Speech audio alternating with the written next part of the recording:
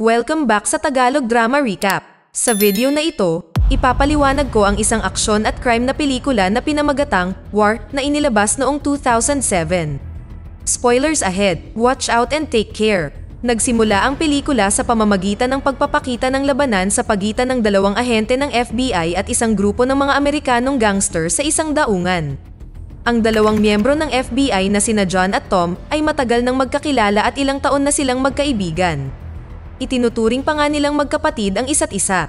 Nang gabing iyon, bagamat sila John at Tom lamang ang nagsasagawa ng misyon na ito, nagawa nilang talunin ang lahat ng mga gangster sa lugar na iyon isa-isa. Sa kalagitnaan ng laban, nakakita si John ng isang basyo ng bala na medyo kakaiba at tila espesyal ang pagkakagawa sa bala. Pagkatapos nito, ipinagpatuloy ni na Tom at John ang kanilang aksyon upang patayin ang lahat ng natitirang gangster. Ngunit sa huling segundo, biglang bumagsak si John dahil sa putok ng baril na nagmula sa isang assassin na tinatawag na Rogue. Nang malapit nang patayin si John, mabilis na dumating si Tom at binaril si Rogue dahilan para mahulog ito sa dagat. Nang sumunod na araw, tinawagan ni John si Tom upang dalhin si Tom at ang kanyang pamilya sa isang picnic sa isang lugar. Tinanggap ni Tom ang alok at bumalik sa bahay para sabihin sa kanyang asawa at anak.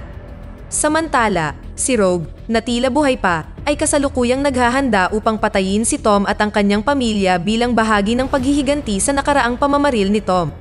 Si Rogue na walang pag-aalinlangan ay agad na sumugod sa bahay ni Tom at binaril isa-isa ang bawat miyembro ng pamilya ni Tom.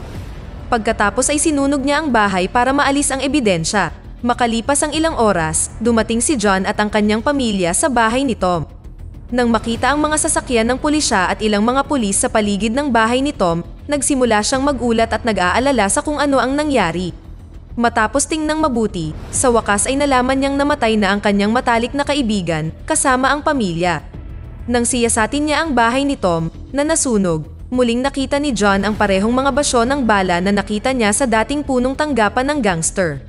Sa wakas ay napagtanto niya na ang pagkamatay ni Tom at ng kanyang pamilya ay hindi sanhi ng sunog kundi dahil sila ay pinatay ni Rogue. Ang eksena ay nagbago pagkalipas ng 3 taon nang bumisita si Rogue sa isang bar na pag-aari ng Yakuza gang. Walang kahit katiting na takot, dumiretso siya sa lugar kung saan nagtitipon ang mga miyembro ng Yakuza gang. At hindi nagtagal, agad niyang pinatay ang isa sa mga miyembro ng Yakuza sa isa pang silid. Ang ibang mga miyembro ng Yakuza gang na nakarinig ng mga putok ng baril ay direktang ipinadala ang kanilang mga bantay na aso patungo sa pinanggalingan ng tunog.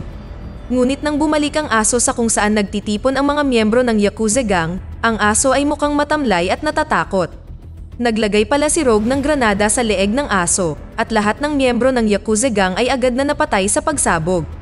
Sa isang naghihingalong estado, ang isa sa mga miyembro ng gang ng Yakuza, na buhay pa, ay nagsimulang magbanta kay Rogue, ngunit bigla niya itong binaril ng walang awa.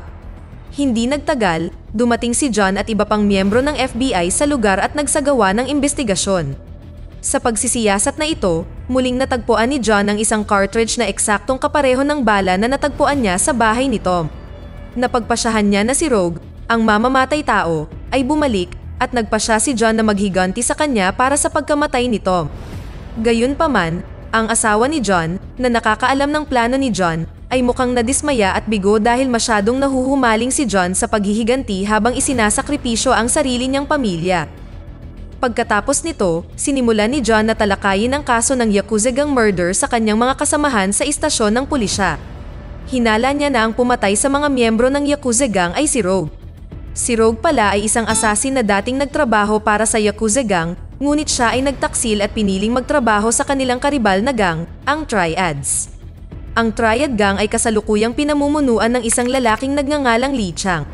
At mukhang totoo ang hinala ni John, kasalukuyang nakikipagtulungan si Rogue kay Lee Chang upang patayin ang lahat ng miyembro ng Yakuza gang dahil ang Yakuza gang at ang Triad gang ay mortal na magkaaway sa loob ng maraming taon.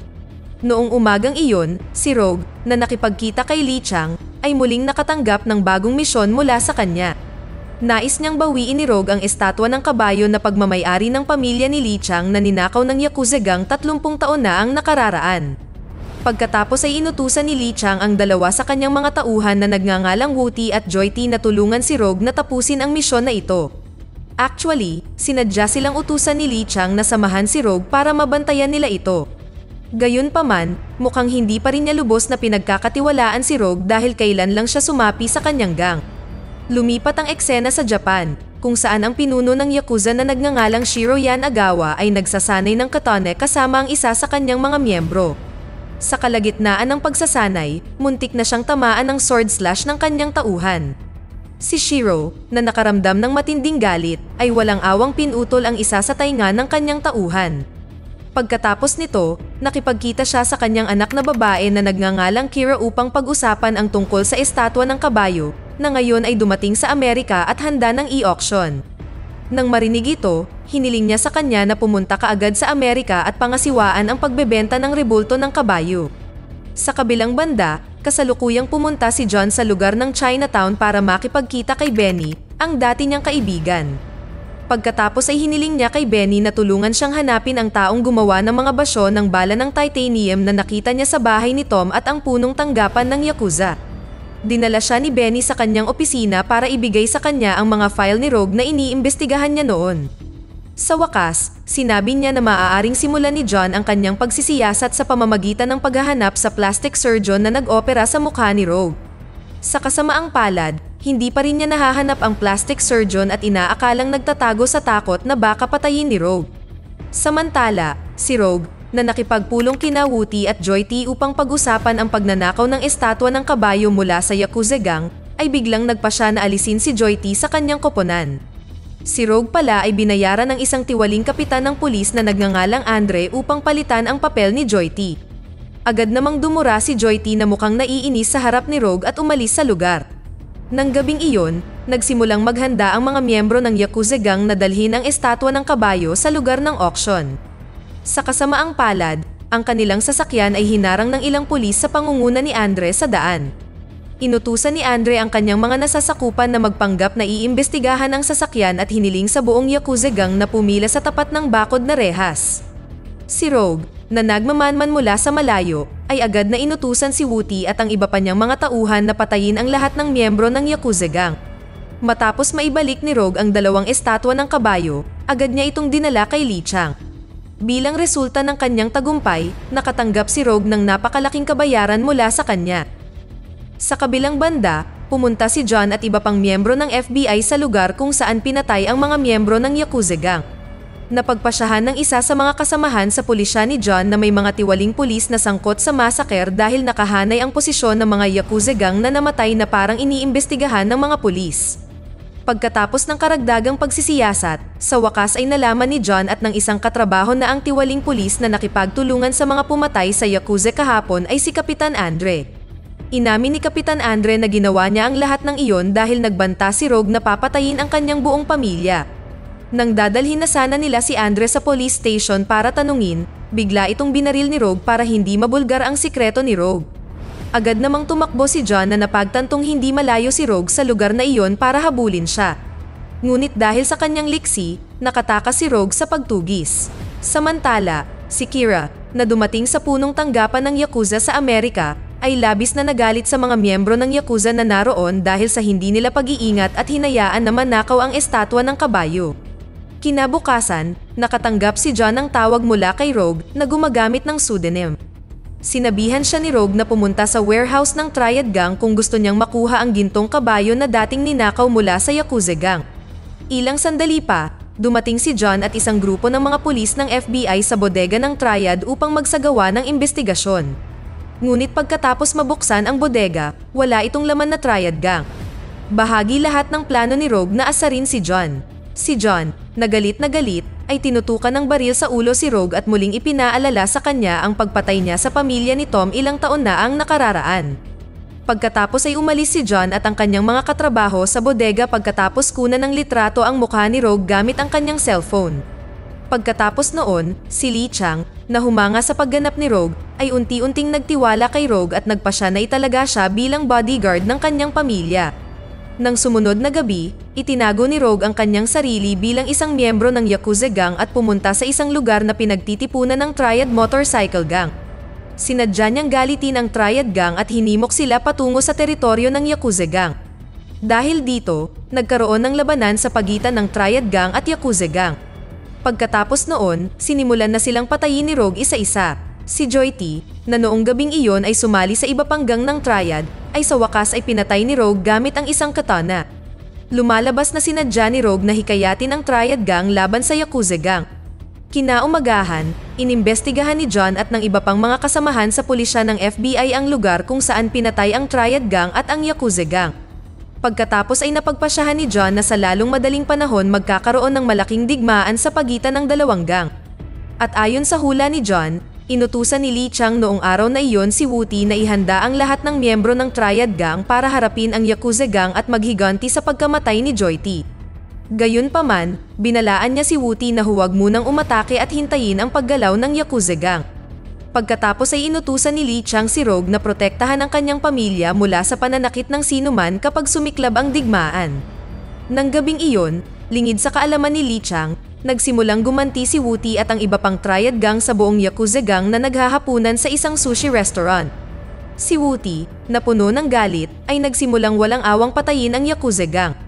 Bagamat may ilang miyembro ng Yakuza gang ang sinubukang lumaban, nagawa pa rin manalo ni Wu Ti at ng iba pang miyembro ng Triad.